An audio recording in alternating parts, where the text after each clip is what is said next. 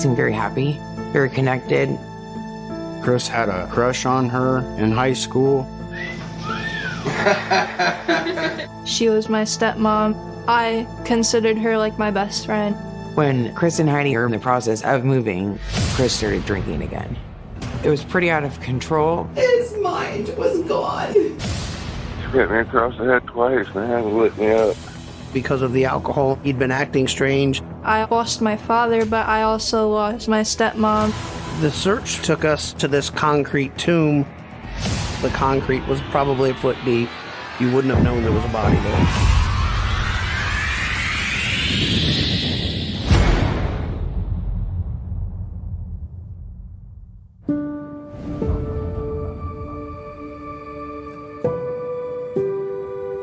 Paulding County is very small. Everybody knows everybody. Didn't have to worry about anything bad happening to you. Heidi was very well known in the local area because of her family and their wedding or catering business, especially with small towns. I feel like everybody knew Heidi Grant, or the Grant family name at least. With Heidi, it took pride in planning weddings and making sure everybody's special day was just right for them. It was her family business, so it was more than a job to her. Me and Heidi were good friends. We chatted a lot, we planned get-togethers. She was a very likable, funny person. We liked to go shopping and listen to music together. She was also there for me, like friends. We were really close.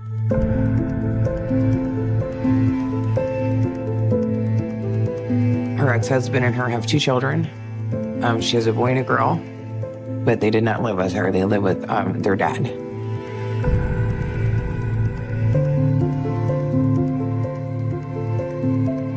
Chris had a crush on her in high school. As they graduated, they both went their separate ways, and then they reconnected later on Facebook.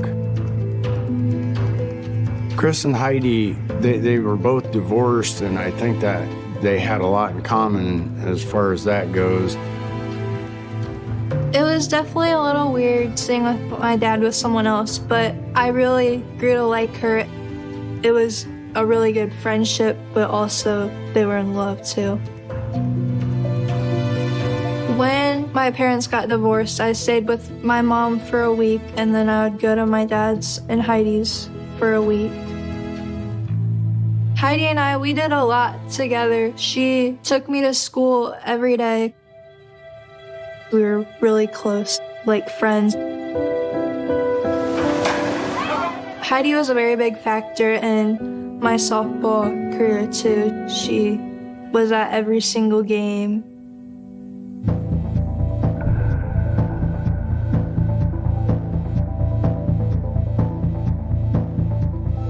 Chris went to AA meetings 2-3 times a week, and Heidi was very supportive of him getting help and staying sober. It was definitely a struggle for Chris. He would get a handle on it, and then something happened, stress or even happiness, excitement, and it would trigger him. Chris was very open with Heidi about his struggles with alcohol. I think that she thought she could really help him through it and keep him sober. Chris stopped over one day and he said that he was going to ask Heidi to marry him. Chris seemed very excited. He couldn't wait to propose. Things were falling into place for Chris and Heidi and Olivia.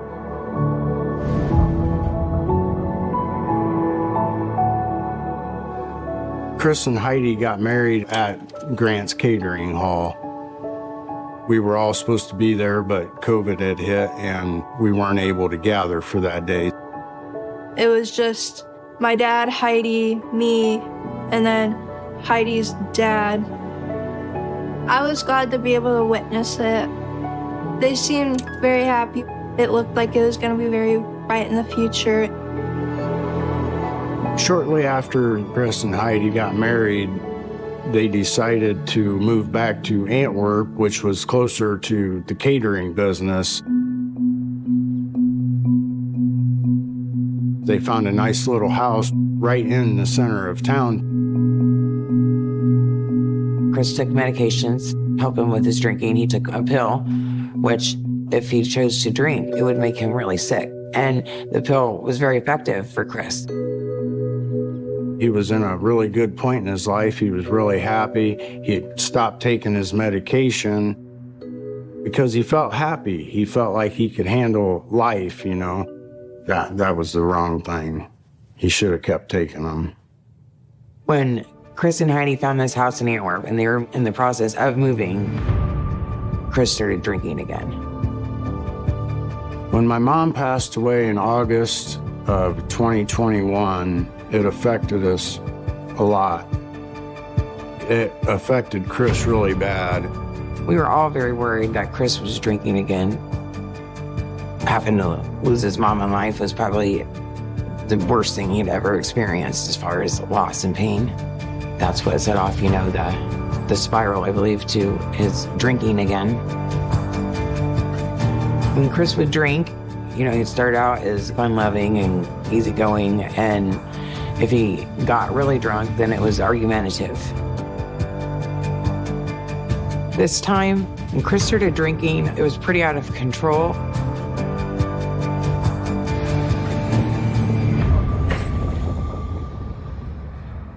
When I went to work one morning, Heidi showed up and she asked me if I could help them move. Basically, all they had left in Oakwood to move was the heavier stuff. She said Chris had been drinking. She didn't want him driving. And I told her, well, I can't really leave right now, but Dad and my older brother Dave are down at his house. I'm sure they would help you get the rest of your stuff out. So they went, hooked up my dad's trailer and took it over there. And just as they were leaving the house, Chris showed up. He was annoyed that my dad and my brother Dave was there to finish helping them move. They started arguing in the driveway, and Chris went to grab a hold of my brother Dave, and Dave grabbed a hold of him and took his legs out from underneath him and put him on the ground and said, I'm gonna let you up and we'll leave and that'll be that. When we got home from work, we found out that an altercation had happened, an argument, and Chris was drinking. Heidi and Chris, they were in an argument still. Heidi did not want to go home and deal with Chris drinking and arguing all night. So she was coming over to our house. When she showed up at our house, Heidi was angry is what she was. She said, I will never let a man destroy me or my family's name again. And she was very adamant about that.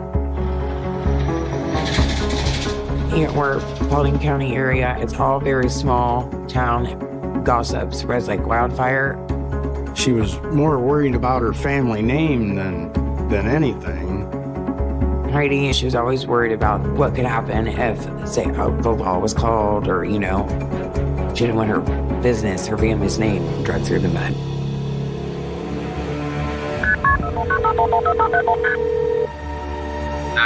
What's your emergency? Get the out. Hello? Hey, man, my wife just tried to kill me.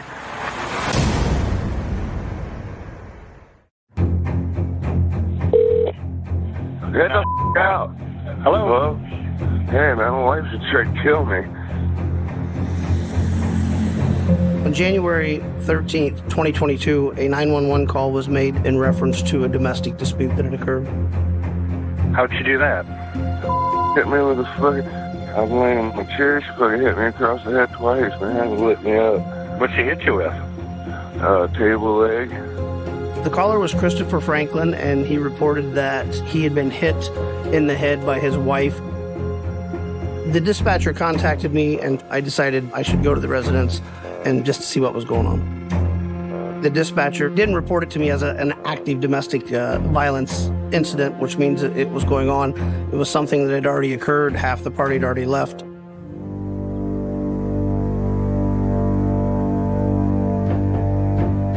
When I arrived at the property, Heidi Grant come to the door and stepped out onto the porch to talk to me. She was surprised that I was there, and I told her that Christopher had called and alleged that, she had hit him. And then she proceeded to tell me that he had been up all night drinking and he was now sleeping. She told me that there had been, no acts of violence between neither one of them in the house, and she just suspected that he was intoxicated when he made the call. When I asked her if we should go inside and talk to Chris, she said, "George, I'd really rather you not.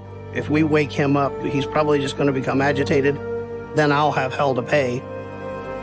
We had dealt with Christopher on many occasions. We did know that he suffered from alcoholism, and I believed what she was telling me, that he was probably in there passed out. She said if there was any issues or anything, she'd be sure and call. And at that point, I left the house.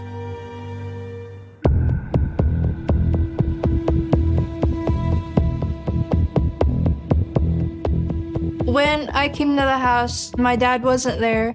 Heidi told me that he was at work. I packed my bag real quick, and then she took me to Indiana, and I was gonna come home Sunday night.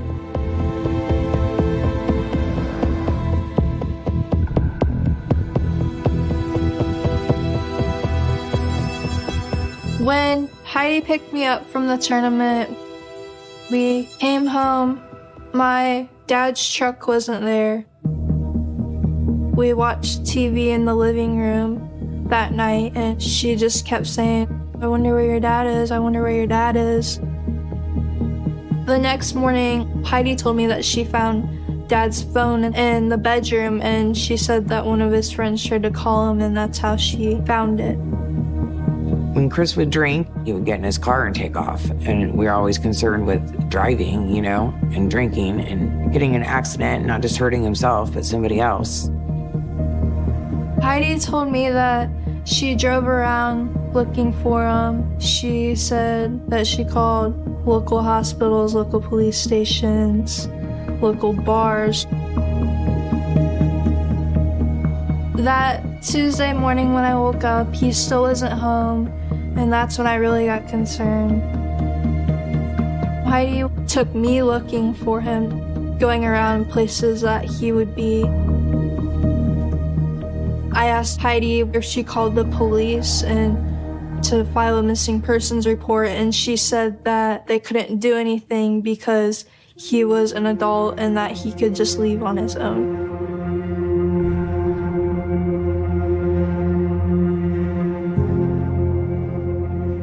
That Thursday when I went back to my mom's house, I was more nervous that something bad happened to him. Something definitely didn't feel right. I was definitely really worried. My dad always wanted me to do my best. He always pushed me to do my best. He was a very big support in my softball. He would come practice with me. He would tell me what I was doing wrong and try to help me fix it. He was really funny, and he always had to crack a joke or make someone laugh. I told my mom more details about it and said that I was really worried. She then texted my uncle Dave about it and said Dad has been missing for this many days. Heidi talked about Chris was struggling with suicide. She had talked about this song that he sent to everybody on his friends list, like on Facebook or Messenger, and it was a suicide song.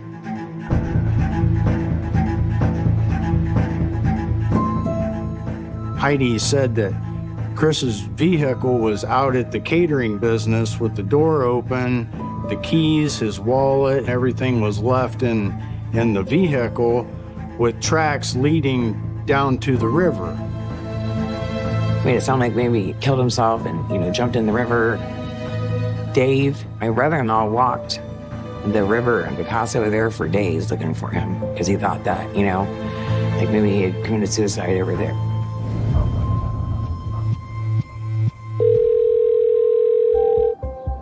Holding County Sheriff's Office. Hello, my name is Dave Franklin. My brother-in-law called Paulding County Sheriff's Department to report his brother, Chris, missing. I'm from Dane, Ohio. I need to make a silver alert. Apparently my brother has been gone since Sunday. His workplace said that he hadn't been there that whole week. That's when Dave thought I need to call and file a missing persons report. We had to find out where he was at. Okay, what's your brother's name? Chris Franklin. His wife's name's Heidi Grant. Okay, why hasn't she called? I couldn't tell you. I coach high school wrestling when I'm not working at the police department. I was at a wrestling tournament, and that's when I received a call from my officer telling me that he had a missing persons case and that it was Christopher Franklin. I asked the officer, who was making the report, and he told me that it was Christopher Franklin's brother, Dave Franklin, and that Heidi had not. He had gathered a little bit more information, and some things that he told me seemed a little off to me. The officer told me that Heidi had found Christopher Franklin's truck at the place of business where she worked, and then also that she had found Christopher's cell phone underneath the bed. That's when I decided to head back to Antwerp and speak with Heidi Grant. Hi. Are you Heidi? Come on back, Heidi. Come on back. He's back here on the phone. Just have a seat over there. Thank you for coming up. I greatly appreciate it. Okay, I appreciate it. Thank you. My suspicions were starting to rise that, there was just definitely more to the story than him just going off somewhere. Tell me where he's at. That's all I need to know. Just tell me where he's at, Heidi. This is such a nightmare.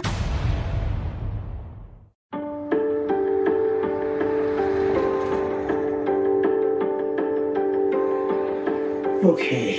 What's your husband's name? Chris. C-H-R-I-S Franklin. My wife, Captain Clemens, is always usually right there with me, assisting me. So when I interviewed Heidi, she was in the room with me. How long have you been married?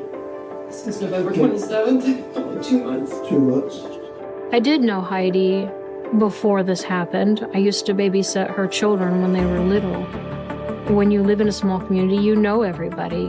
Everybody is everybody's neighbor or relative in this town. Okay. When did you last see him, talk to him? It was Sunday. I left at about 10. The 16th.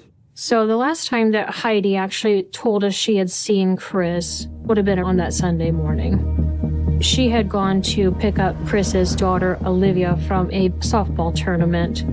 I left, and before I left, I had asked him to come with me so I could make sure he stayed sober. And he's like, I don't feel like going there.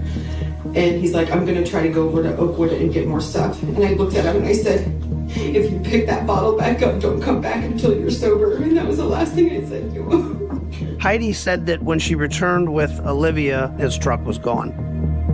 So I went in, I checked the house, he wasn't there. So I just assumed he was in Oakwood getting stuff, because that's what he said he was gonna do. The next morning, when Heidi got up, she said she drove to the Oakwood home thinking he'd probably crashed there from drinking, because she had told him not to come home if he was going to drink. Heidi said she just drove around to different spots in an attempt to locate where Chris might be. And then at one point, Olivia even was with her. We drove up and down. I don't remember what day it was, but we drove up and down. Heidi indicated that a few days after Chris had been gone, she located his truck at the back of her business. So what day did you find his truck at? That was Tuesday. But I was shocked to see his truck sitting behind our warehouse, and I never even thought to look there. I just assumed he had his truck. She said it was odd that she'd found the truck there. The door was a little bit ajar, keys on the ground. So she thought that was strange because he really loved his truck. Chris would have never left his truck. Okay, now let's go to the 13th when I was there. 13th. What time did you come home in the morning?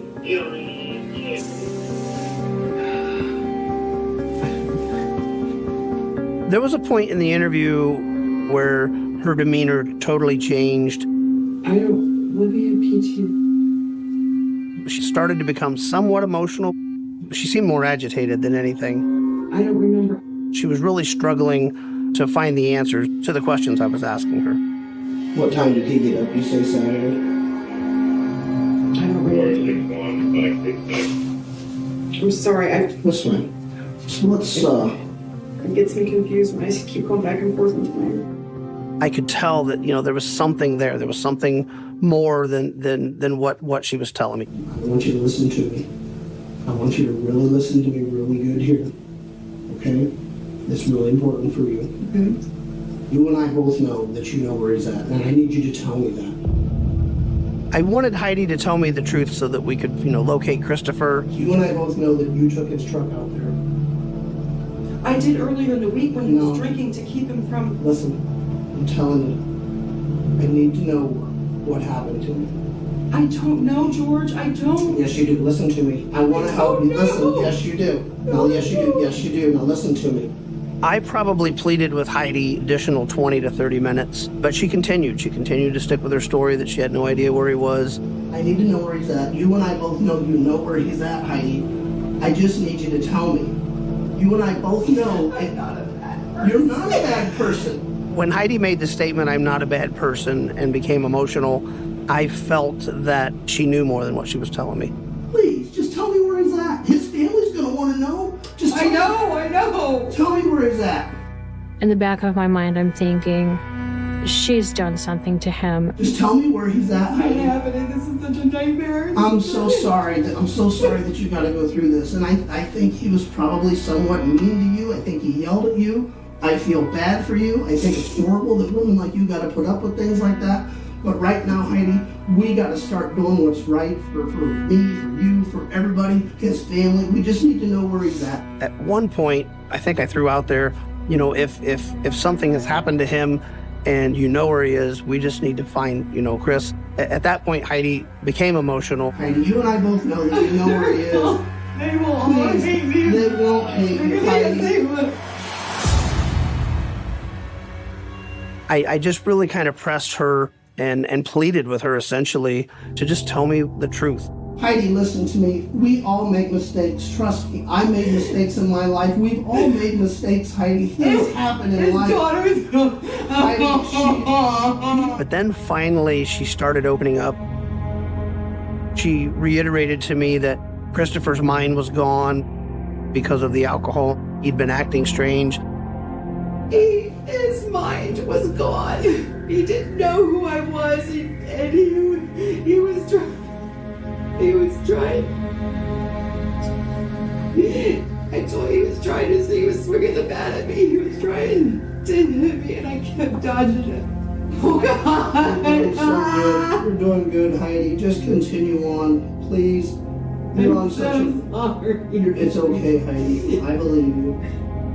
When Heidi finally started telling what we believed to be the truth, she did seem a little more emotional, a little more upset. But still, I'm thinking, is he alive? Is he hurt? He was trying. He was trying to kill me. Okay. He had totally flipped out on the TV. Okay. So I called my friend and I said I need protection. And I was hoping when I went back that he would be okay. I see. Just continue on. I know it's hard. Just so I had a gun. I understand. It was just protection. I understand.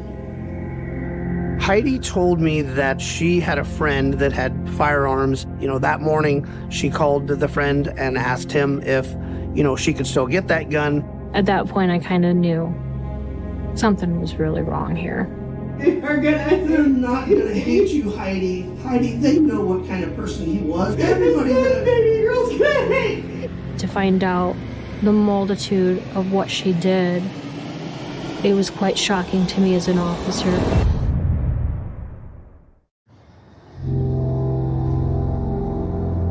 We just need to know where he's at, Heidi. You and I both know that you know where he is. They're not gonna hate you, Heidi.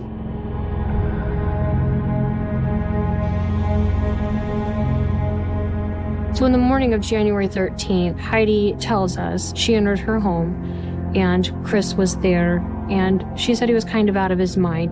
He grabbed Libby's ball bat out of her bag and was trying to swing it at me, so I just ran out the door. When she left the home to go get the gun, Chris actually dialed 911 and said that his wife had beat him with a table leg. Hello? She hit me across the head twice, man. It lit me up. Heidi told me that she drove to a town nearby, retrieved the gun, and then returned back to Antwerp. She alleges after she walked into the back door, her husband, Chris, gets up and he is completely out of his mind. He doesn't know who she is. He's flailing the bat. She's dodging him. He just kept coming at me and I knew he was going to bash my head in. And I was just... She said she's scared to death for her life, and she reaches in her pocket, grabs the gun.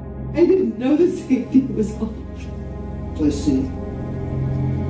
And I was just trying to scare him, and it went off and I hit him and he fell over. Hearing that from Heidi, I was almost winded. I would have never thought in a million years that this would even happen in our community. I didn't want him to suffer. I understand. He was suffering, so you shot him again.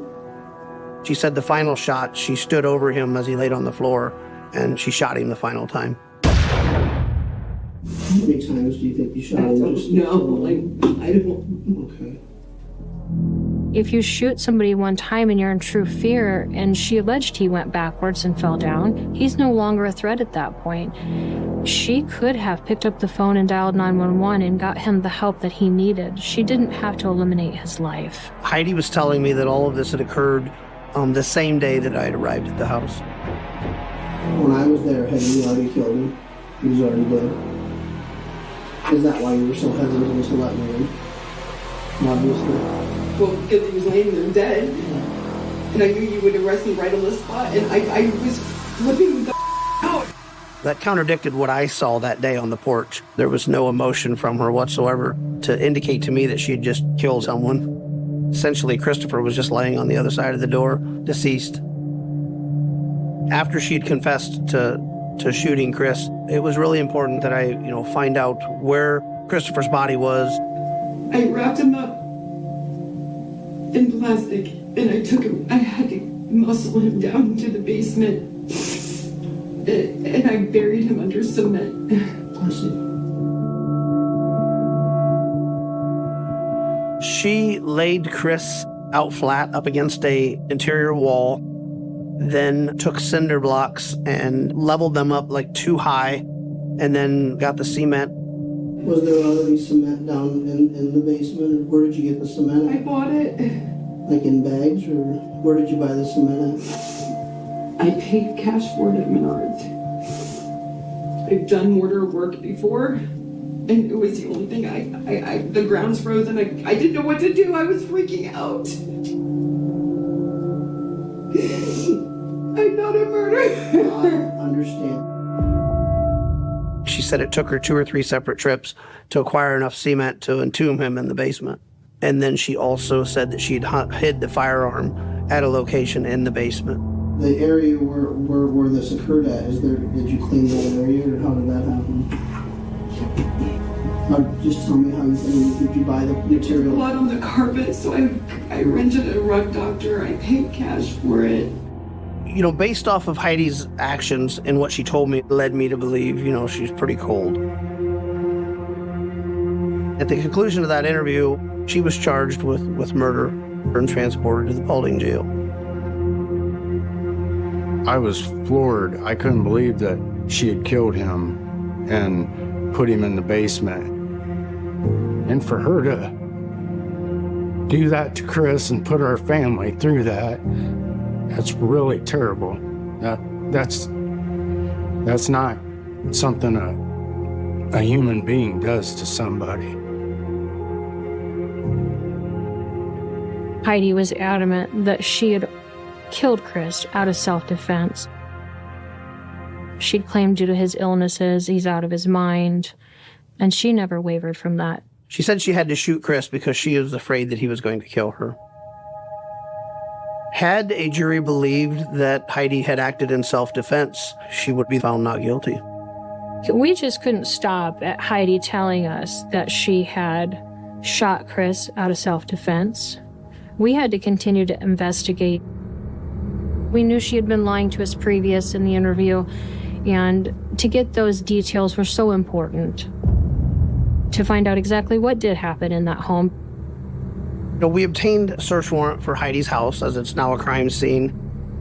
The forensic agents went in to gather evidence in the upstairs where the crime occurred. The search for Chris's body took us to this concrete tomb. We were able to, dismantle the top of it because there was a piece of wood laying across it.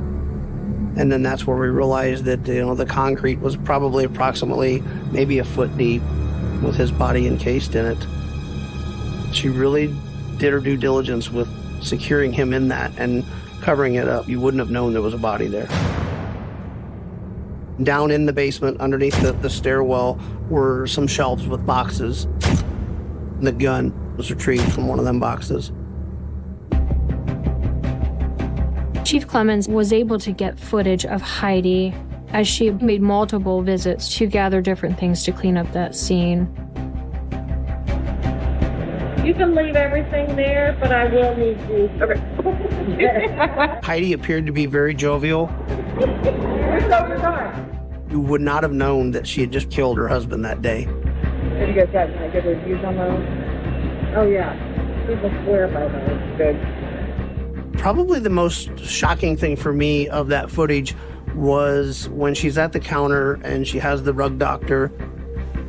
She looks at the clerk and asks the clerk if they get good reviews on that piece of equipment. Couldn't believe that, her state of mind, she would ask that, knowing what she was about to do. During the investigation, we had actually taken time to look at Heidi's Facebook, kind of see what's on there. We actually found that during the time that Chris would have been in the basement, she was selling items from her home. People were asked to come to her home to pick up those items. These were definitely not the actions of a woman in distress. She was just going about her daily life, just normal as could be. This case created a high volume of video footage, surveillance footage, that we obtained from all different sources, but the main one was a business right next door to Heidi's home. When we were looking through the footage, just days after the incident, there's a clip where this red truck is present. Footage was too grainy to show a clear plate number. You could tell by the footage, he was a male, probably in his 40s or 50s, wore glasses. He is seen in the video helping Heidi, bringing out a freezer, loading that into his red truck.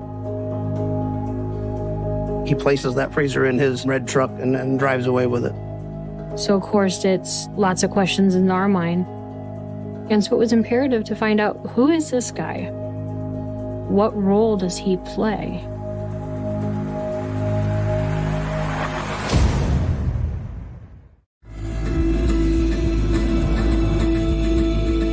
Through our investigation, we were able to figure out who was in that red truck.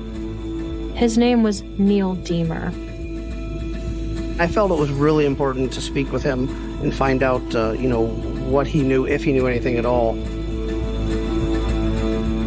He said that him and Heidi had developed a friendship several years back and that they had always just stayed in contact off and on. Neil was at the home with Heidi. He thought it was an ex-husband, that he was supposed to be helping, and he was a drunk. He wasn't going to help. While at the home, he was helping her move things around, and one thing was a non-working freezer that she needed rid of because it was just in the way. So Neil actually loaded that into his truck, and he disposed that at his workplace. Neil adamantly denied any knowledge of Chris being murdered in that home. During the interview, I asked him if him and Heidi had an intimate relationship, and he indicated that they did. So Neil indicated that before they moved the furniture and disposed of the freezer, that he and Heidi had actually had sex on the living room floor.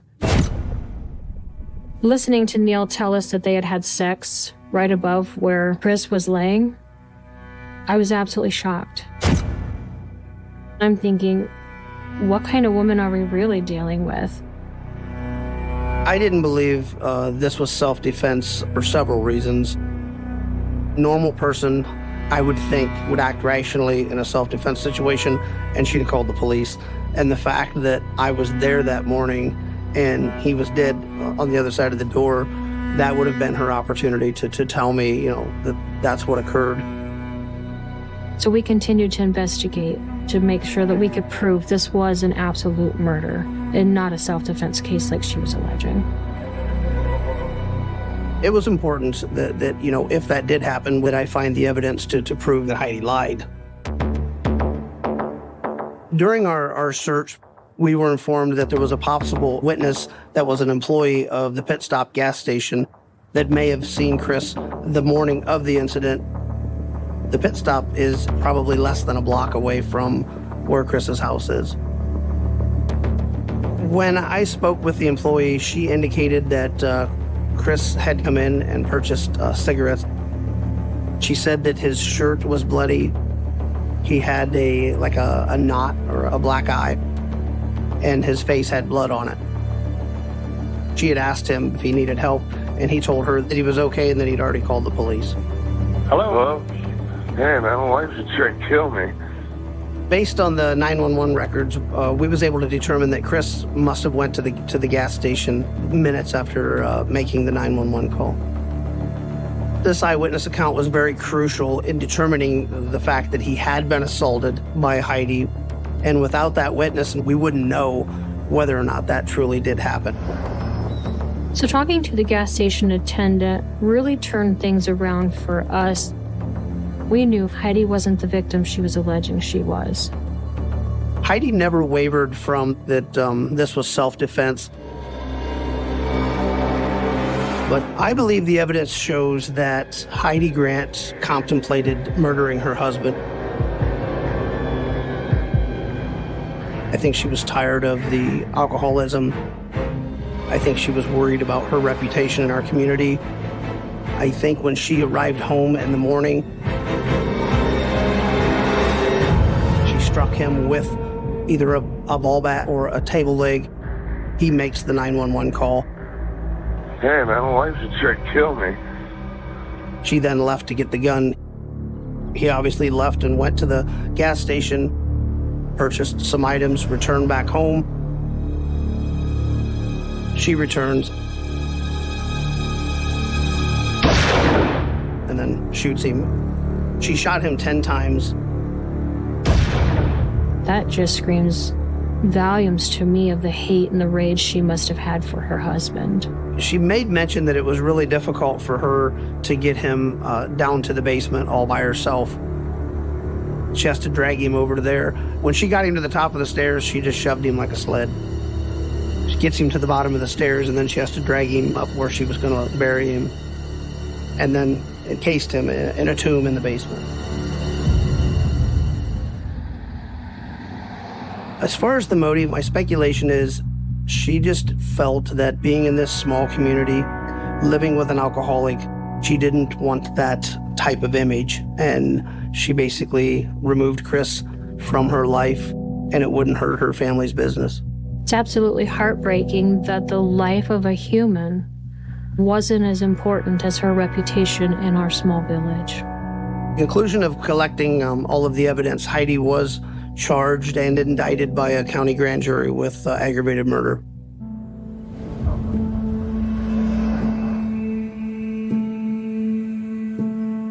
Heidi pled not guilty and was sticking to the story of self-defense. Heidi took the stand during the trial, which is very uncommon for a defendant. She was pleading her case of self-defense to the jury. There's a lot riding on her testimony. If they truly believed in their mind that she was a victim of this domestic situation, she could walk away. And then there would be no justice for Chris and his loved ones. I was very confident in the fact that we would get a conviction, but you never know what a jury may or may not believe.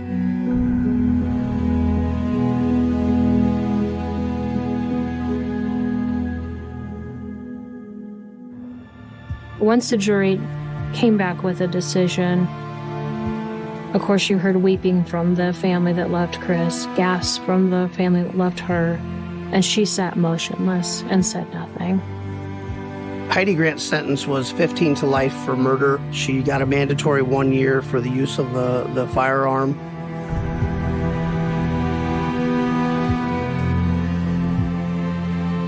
Heidi was also sentenced to additional 30 months for tampering with evidence, and that all has to be served consecutively. So she will be in jail for a very long time. When I heard that she'd been found guilty of murder, I was happy about it, but in the same time, sad. It just ruined a lot of lives. I'm glad she didn't get away with it. It's been about 2 years, and I still look at how my life could have been if none of this would have happened. When Heidi murdered my dad, I not only lost my father, but I also lost her, which she was my stepmom. I considered her like my best friend, and I lost that too. I miss Chris's laughter. He seemed to laugh a lot. He liked to make people joke, you know.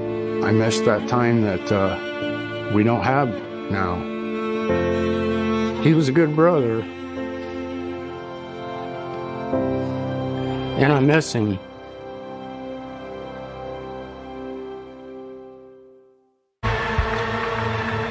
She had to choose between Joe or her family.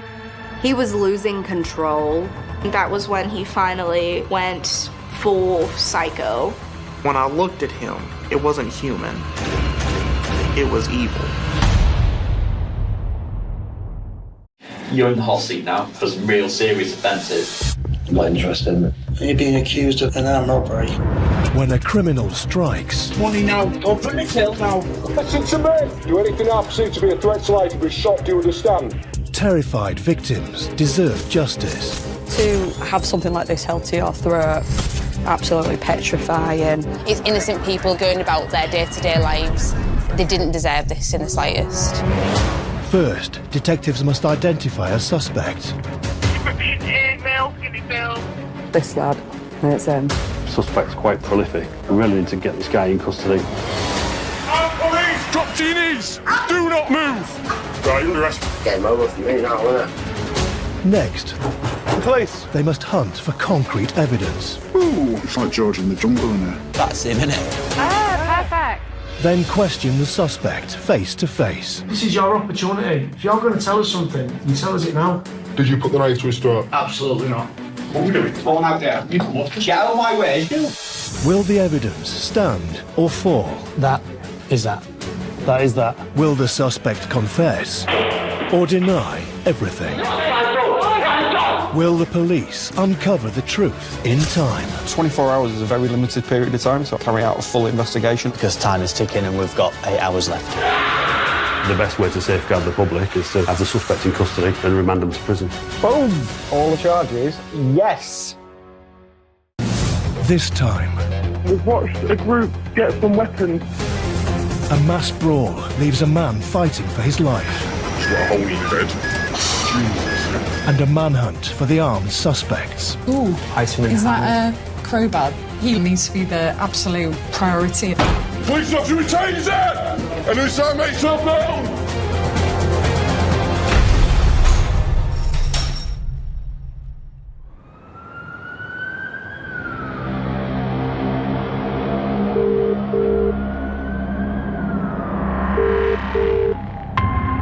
Police, what's your emergency? Hiya. We're closing up, but we've got a really bad fire outside with customers. How many people are involved? Right, there's about 20 out here at the moment. We've watched a group get some weapons, and now they're heading towards the riverhead. Police are receiving reports of a huge brawl rampaging through the streets. The police, what's your emergency? Hi, we've just had 6 lads run round to the front of Fusion, Old Victoria Street, with weapons, crowbars, spades, all sorts. One of them hit this lad with a crowbar. We shut doors immediately. 5 others run up behind with weapons. Did the person that was hit with the crowbar look like they need an ambulance? One of them definitely did, yeah.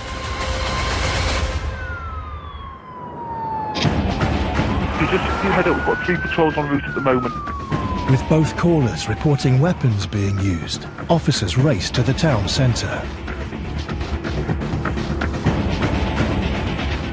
They immediately pursue a group of 9 men seen running away.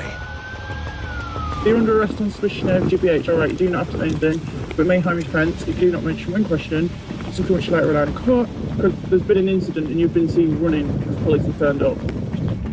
3 suspects are caught and arrested. You sit there. Got it? Step in and Montreal, put in, take a seat just there for us, please. Thank you.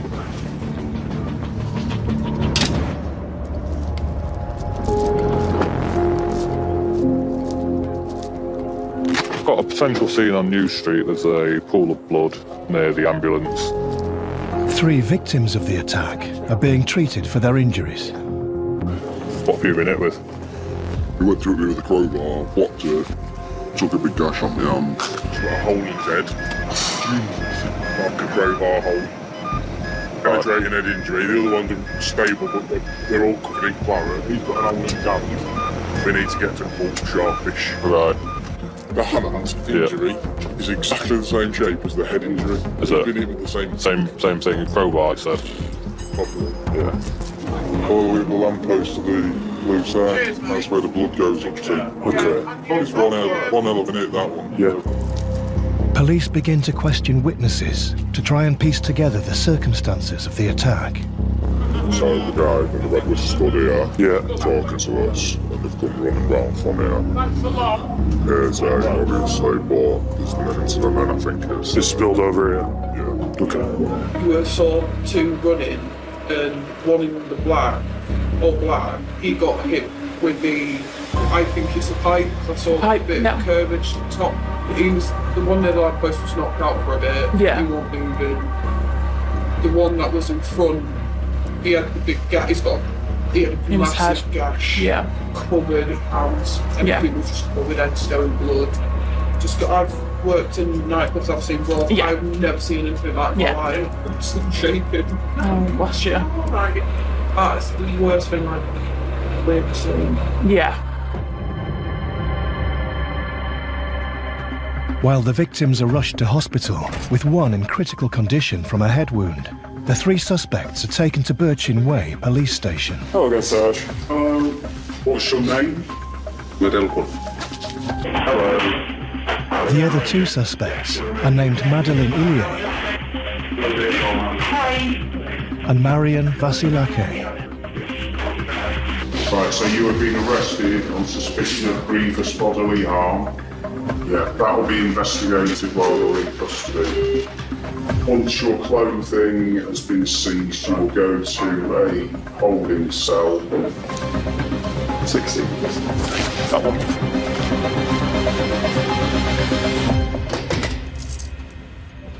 Police now have 24 hours to prove that the 3 suspects were involved in the brawl. But where are the other 6 assailants? And who is the man with the crowbar?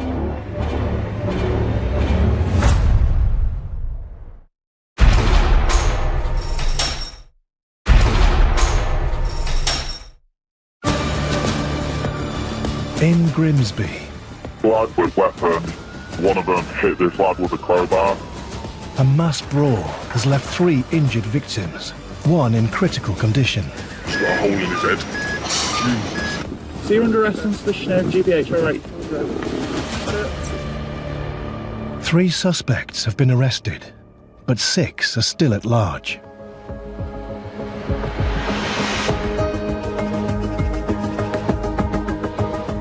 He's in white top, he's got like dark bottoms. White hoodie, dark bottoms? Yeah. Due to the severity of the attacks, the case has been passed to CID. Okay, grab a chair. Headed by Detective Superintendent Nikki Burnett. Yeah, boss, we've got 3 males in custody. Here we've got a Mirel Korf, Marianne Vasilaki, and a Madeleine Illy. I'm assuming, were they at the scene, located Yes. at the scene? Yes. Okay. We've got a male who's in critical, life-threatening condition at HRI with a serious head injury. Appears to be struck with an implement, potentially with a crowbar. Okay. So I've seen the injury photographs. It's really nasty, actually, isn't it? I believe there's others that have been assaulted but not to the same level. So this is the actual assault? Yeah. Detective Superintendent Nicky Burnett and Detective Inspector Scott Miller review the CCTV footage of the incident. And you can see male with, it's almost like a striking motion in the air there. Oh my God. And we'll see him hitting Oh my there. goodness. And he's now, Wow. he's on the floor, he's not That's moving, and he's horrendous. still hitting him. Yeah. He was like hitting him with as much effort as he could there above his head. Yeah, the movement you see in the CCTV is definitely that of somebody almost like chopping wood or something, isn't it? There's obviously more suspects outstanding. We've got the 3 in custody then, so priorities today will be interview of those 3. And then the passive data, CCTV trawl. So we've got a group of people here who think nothing to go and arming themselves. Our main priority is to make sure that they are arrested. They're clearly dangerous individuals, and whilst they're out on the streets, then there's a chance they could do this again. First, the team must try to get an understanding of the events leading up to the assault. Conversation. So he comes over there, I don't know what to say. He goes back. They review footage of the original brawl. So just watching the initial CCTV, we've got initially some form of physical altercation between 2 groups of males, which spills out into the street, maybe 15 to 20 individuals involved. And then we pick up one of the groups of males in further footage, and they're then seen to go to the rear of a white van, and then from that we've got individuals taking items from the back of the van and then making their way towards the person we know to be our intended victim. You're doing comparison with the ones we got locked up. Next, the team try to determine any role the 3 men in custody played in the attack. They compare clothing they were wearing when they were arrested to clothing seen in the CCTV footage. Dark shoulder jacket is going to be Madeline Illy. So I've got him swinging a spade. Okay, and we've got him in custody, yeah? Yeah, in custody. Okay. Believe that this chap here is Marianne Vasilaki. That's him upon arrest. Yeah. You can see him in his light-coloured or grey-coloured hooded top. Yeah. So really content. Yeah. One and the same. He's been running towards our complainants and our victims and offering violence. Do we see him with a weapon? No, not that I can see. Okay. So Burgundy, that's burgundy jacket man, isn't he? Is that Muriel Korf in the picture? Yes. Yes, with the moustache. Yeah. And then we've also got Muriel Korf on this footage as well, who can be clearly seen to be throwing punches in the direction of people. While the hunt for the other 6 suspects continues, police interview the 3 men in custody. What we will be doing is testing their accounts. We'll be trying to tie them into a story and then challenge that story. So if they do tell us a lie in the interview, we can then present them with the evidence that shows that the account they've given us was a lie.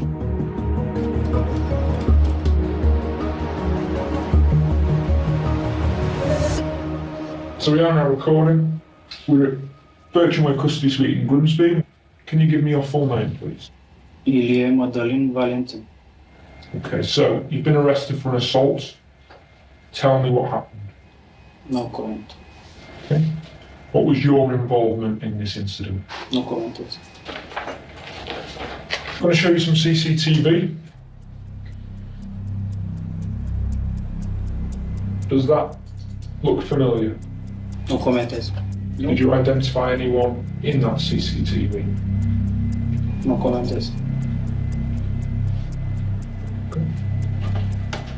The person in the same clothing in the last CCTV was actually holding a shovel or a spade.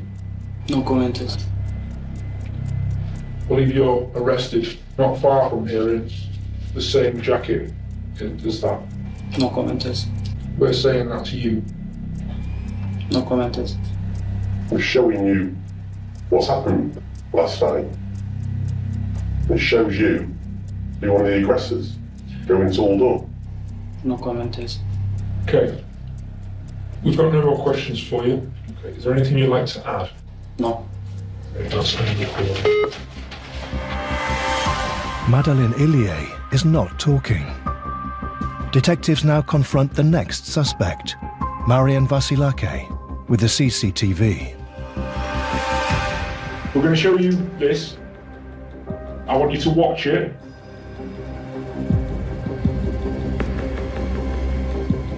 Eu m-am dus și eu acolo ușor, l-am dat și la unul, o fugit la roșu, brațul ăla care a zis. Era omul ăla care a fugit atunci omul ăla roșu, care era îmbrăcat în roșu. A venit la colț acolo și a luat un pumn la colț.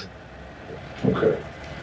După ce am mai stat, după ce s-a bătut acolo, a căzut doi jos acolo și erau doi jos. Când am venit eu cu colț. Și uite cum i-a dat cu iarăși. Eu am vrut să... So the other ones used the metal bar. And who were they? Do you know any of them? Cunosc așa, am mai văzut nimeni fără, nu știu cum sunt, n-am putut alege de făcut. Why have you then chased around and gone to punch the guy in the top, red top?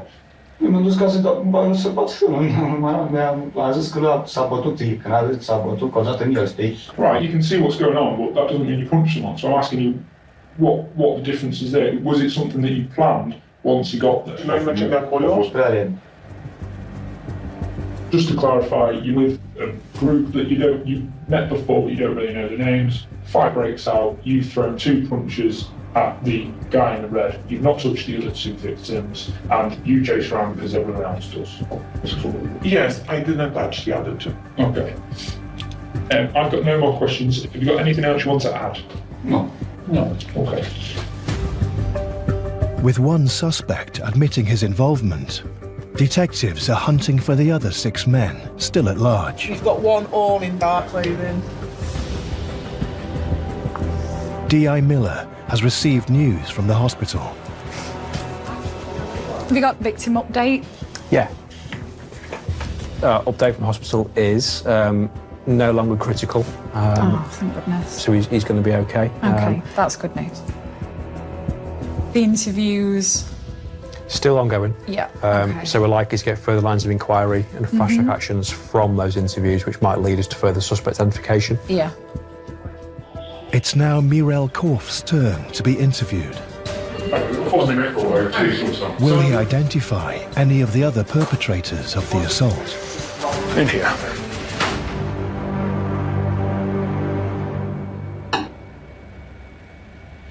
Okay, so we are now recording.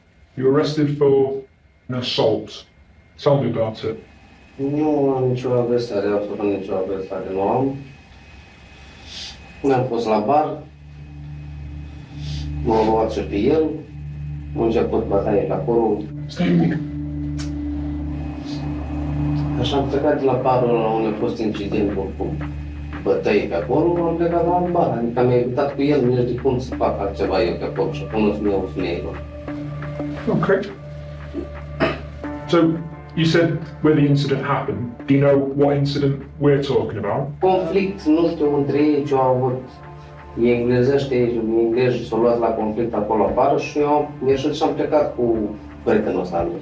Și mergeam pe trotuar și când am ajuns până un bar, m-am uitat, am văzut închis, am dat să mă întorc înapoi să plec acasă, m-am oprit. What you're trying to leaving that first bar to being arrested, has he seen any other conflict? No, absolut nu. After denying he was involved, Mirel Korf is then challenged with the CCTV evidence. Okay. I'm just going to show you a video.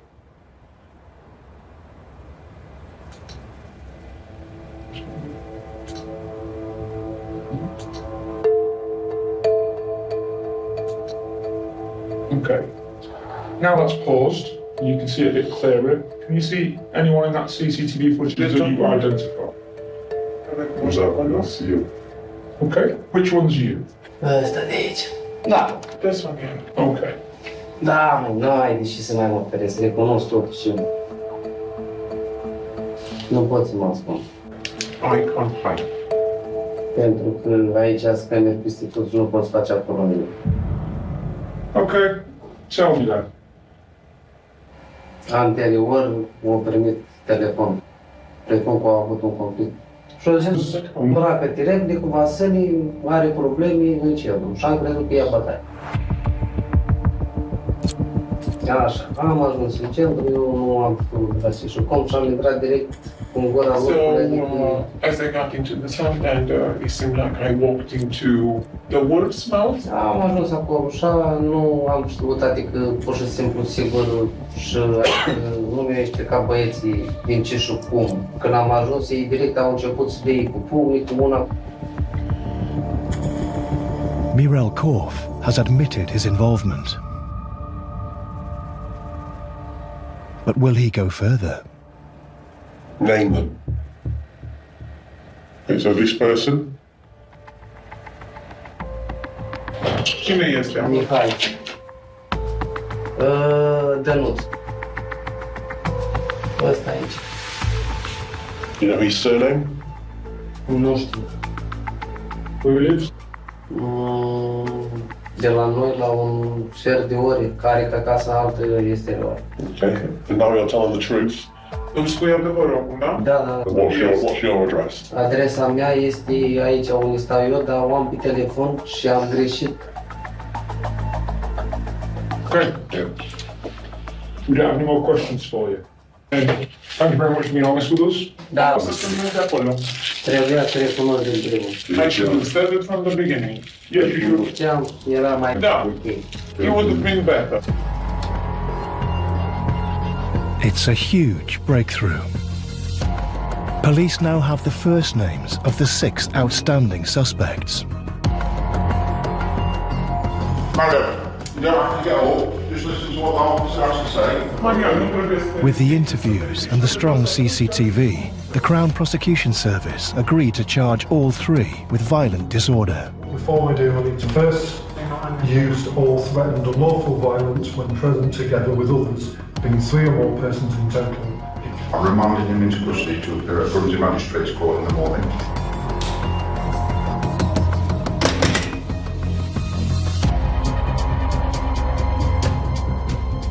The remaining attackers are still at large. This is some of the closest footage I've seen, I think. But detectives have uncovered new CCTV footage. So we'll have them coming down this road shortly. What street is this one? Is it the library? The library, yeah. Yeah, okay. All right. Oh, yeah, that's right. They're going down towards where Fusion is there, aren't they? Ooh. Item in hand. Is that a crowbar then? That Looks like crowbar, yes. That could have caused that injury to his head, you know, with the bit that goes over at the top. Police now have clear evidence that their suspect number 1 was wielding a crowbar. So, White Gilet Man needs to be the absolute priority at the moment. The race is on to track him down.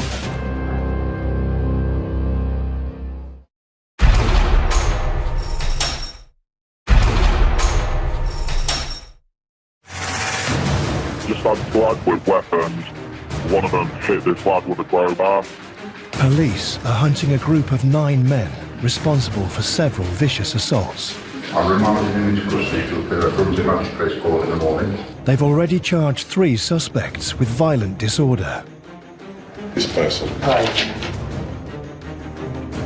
One of them has given the police names. First age.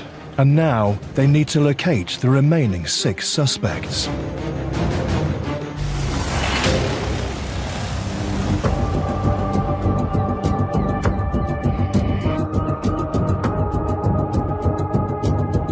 At the scene of the incident, forensics officers are gathering evidence that might help provide full identities. We don't know if any of the people that have assaulted our injured people have been injured as well. So to get somebody's blood who is a suspect at the scene will be quite interesting. They've also seized the suspect's white van.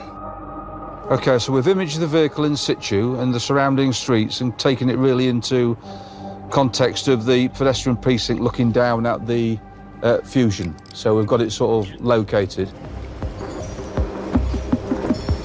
That looks like absolute chaos in the back of there.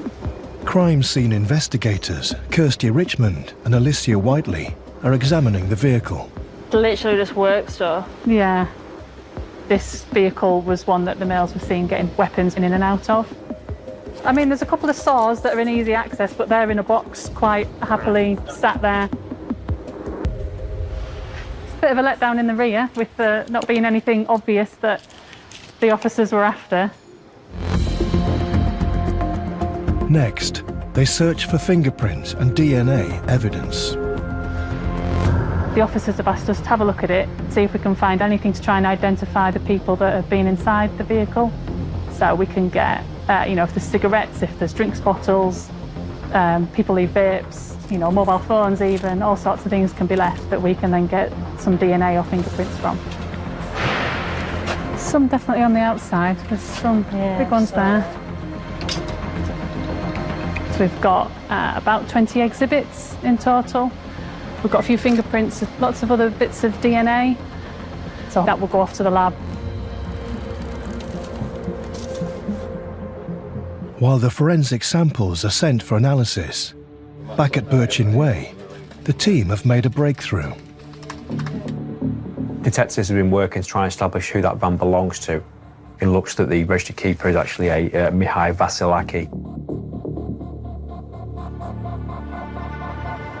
Looking at the CCTV of the incident and cross-referencing and comparing that against social media images of Mihail Vasilaki.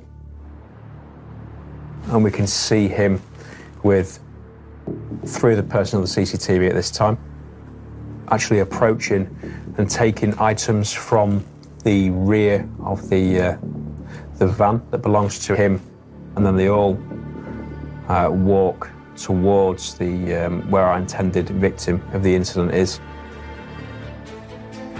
So Mihai Vasilaki is the suspect. Police arrest him at the address the vehicle is registered to.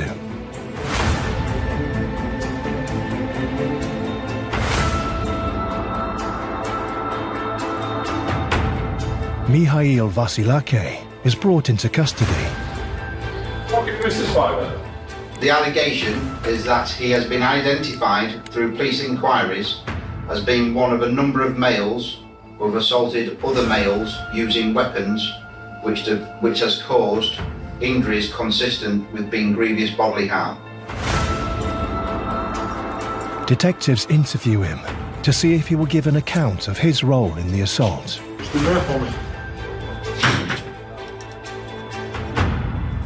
So you were arrested for an assault in the early hours of yesterday morning in Grimsby Town Centre. Tell me your knowledge of that incident. Nothing. When was the last time you was in Grimsby Town Centre? Not much. When you go out to Grimsby, into the town centre, how would you usually get there? Nothing. By car. Okay. And whose car is that? Mine. Okay. And what type of car is it? Can you describe it to me? Van. Okay. And what colour is this van? Between 1 o'clock in the morning to around about 4 o'clock in the morning yesterday, which was the 1st of April, were you out in your van? No. Was anyone else in your... Were you driving out in your van between those hours? No. So I'm just going to show you some CCTV. So this shows a white van. Do you recognise that van? No problem. Okay. Do you recognise the two people now that are going towards the van? No. Or the third person that's just come up? No. Was that you? No problem. So as you can see from that, 3 people have run off with items from that van. Have you supplied these people with these weapons?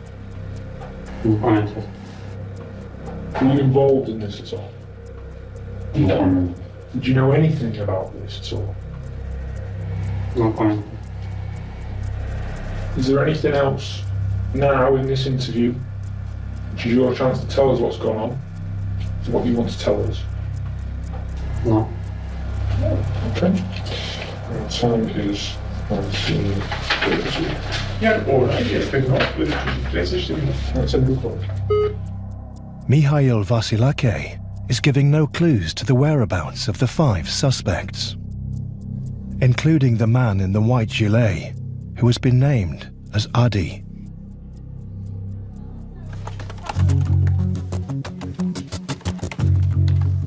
But investigations into addresses associated to the men in custody have given detectives a new lead.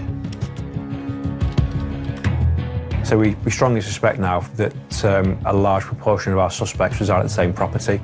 We also know that post the initial assault with fists outside the public house, we know a phone call was made by Mirel Korf to an associate at that property. So we're carrying out further arrest attempts at that location.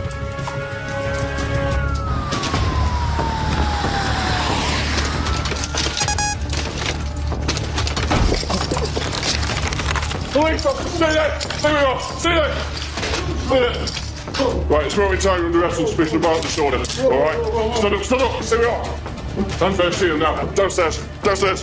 It's too secure. Police officer, retain his head! And inside, make yourself known!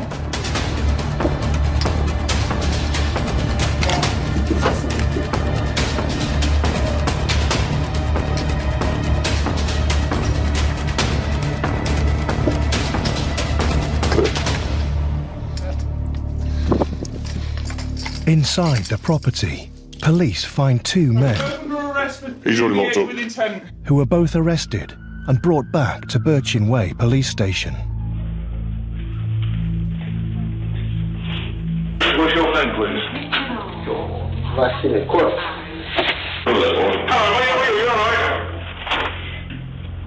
What's your name? Mihalake Dumitru Danut. All details. Mihalika Danut and Vasile Korf are the next suspects to be brought into custody. Will they admit to their involvement in the attacks? Could you please state your full name? Vasile. He was arrested on suspicion of GBH and also on suspicion of violent disorder. Can you tell me in as much detail as possible your involvement in these allegations? Have you assaulted anyone? No comment. Did you use a weapon to hurt anybody? No comment. Did you see anybody hit anyone with a weapon? No comment. Vasile Korf is refusing to give an account. Will Mihalaka Danut provide any more information?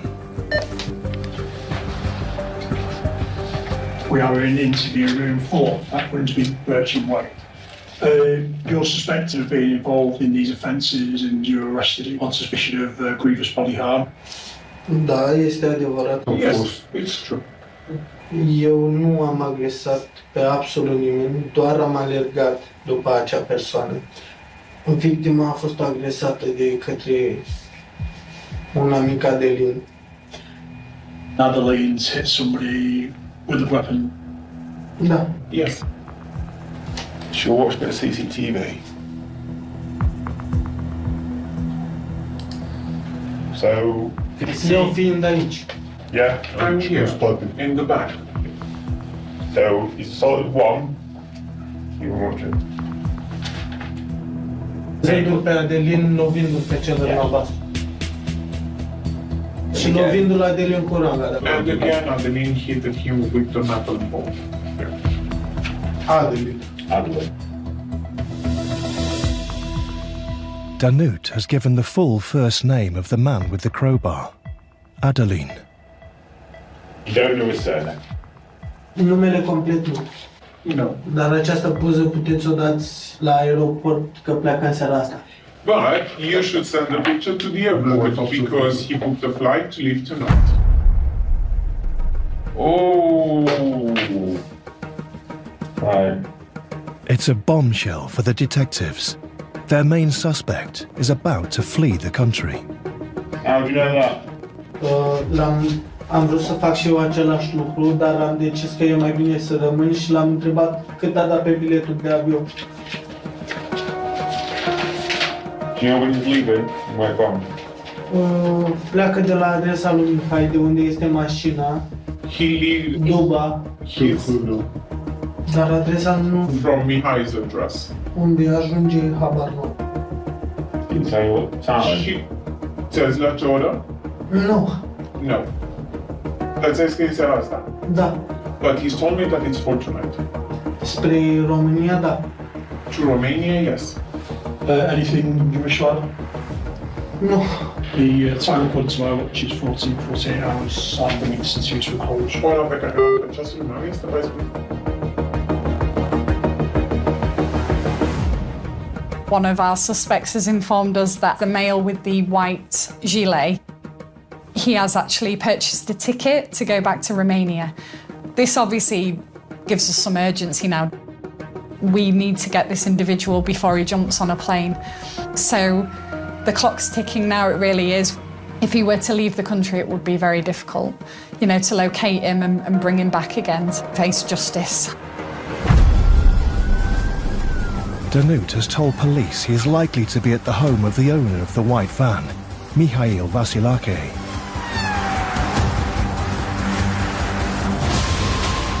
Elusa, make yourself known!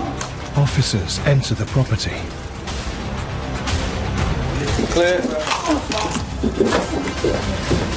Clear. But it's empty. Are they too late? Has he fled the UK?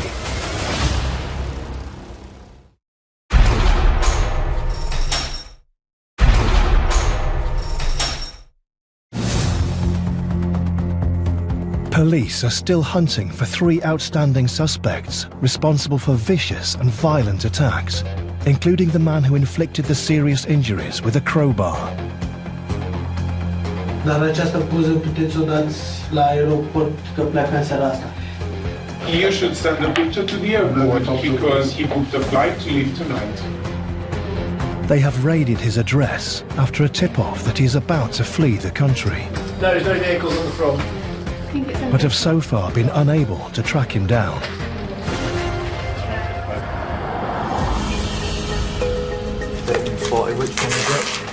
With time running out, detectives at Birchin Way Police Station urgently investigate any other addresses he may be linked to. Can I just take your name, please?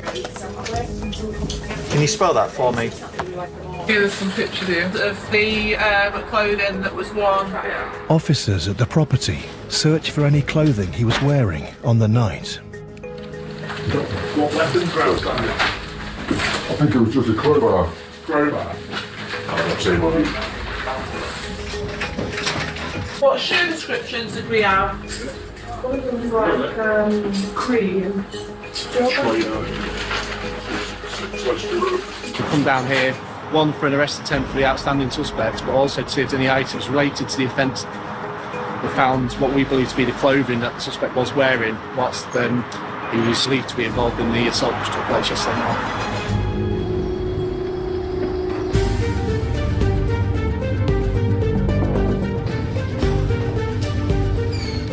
Back at Birchin Way Police Station, there's been a major development. Is it Adeline? Adeline. Have you ever been arrested before? After new intelligence identified the address of an associate, plainclothes officers have arrested their main suspect. I'm authorising your detention here at Birchin Way Police Station to obtain evidence by way of questioning. So what that means is you need to be interviewed in relation to that allegation to see whether you know anything about that incident. Okay. So that's why I'm going to hold you here and then we'll get you interviewed. He's taken for interview. But what will he say about the assault? Okay, we are now recording. Can you give me your full name? My name is Balikoi. Thank you. Okay, so you've been arrested for an assault that happened yesterday morning in the early hours in Grimsby Town Centre. We're just going to show you some video footage now.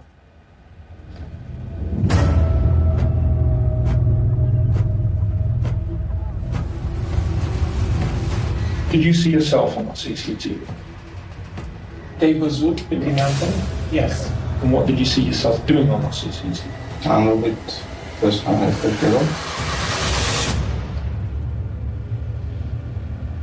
Explain to me, step by step, what you have done. Much as proof. S-au luat la ceată Mihail cu doi bani. Pe urmă am ieșit afară, am mai ieșit și câțiva englezi. Nu eram decât 4-3, eu și cu Cătălin. Și au început cearta afară și în pământură, căzut la pământ, dintele rupt. With my broken tooth and some grazing on my hands and my knees. Pe urmă au plecat englezii care ne certam afară. Unul dintre ei a sunat băieții de acasă pe care i-a adus ulterior cu mașina. Cine eram eu, Mihail și Valentin. Mihail ne instigase. It was myself, Mihail, and Valentin. Mihail ne instigase să luăm arme din mașină, adică Mihail să luăm armele. Valentin mi-a dat cărangă. După ce am ajuns la ei, am lovit o persoană, două persoane pe ei. Am vrut să-i sperii, n-am mai zis să-i sau ceva, nu am avut intenția să dau. I wanted to scare him. You don't say you don't have the intention of injuring or hurting, but you hit him with a metal bar. Conștient că inițial am vrut să-l sperii și am lovit cu căranga, am scăpat. What changed? Why did you go from scaring to actually hitting? Nu știu, m-am așteptat fost să fugă și acolo atât.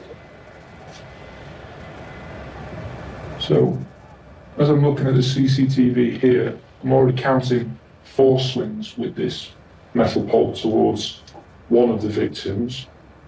But you're saying you've only hit him twice. That means Yeah. Două știu că l-am lovit. I know that I hit you only twice. L-am lovit pe cealaltă. I think the other people kicked him and punched him. Would you say this is revenge from the earlier issue where you've been punched? Nu, am vrut să-i sperii, n-am vrut să mă răzbun, n-am vrut să-i rămâs. Even if you wanted to go scare them, why did you pick up a weapon? N-am vrut să iau nimic în mână, dar... Yes, I didn't want to take anything on my hands, but it was offered to me. This is the injuries that this gentleman has suffered.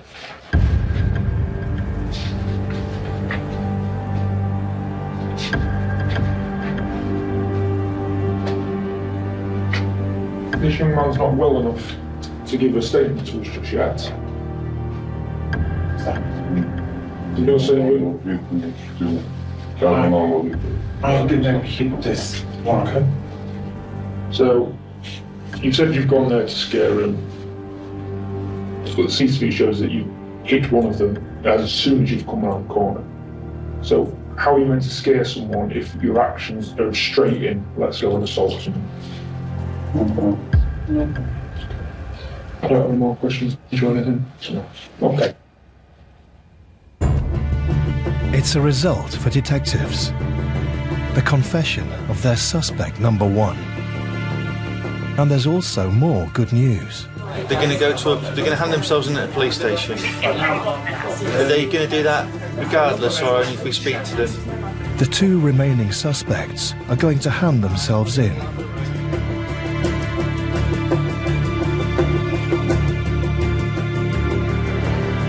They are both arrested on arrival at Birchin Way police station. We've managed to identify all of the suspects. We need to put this case to CPS and hopefully secure the charges. because it's really important that we get these people taken off our streets.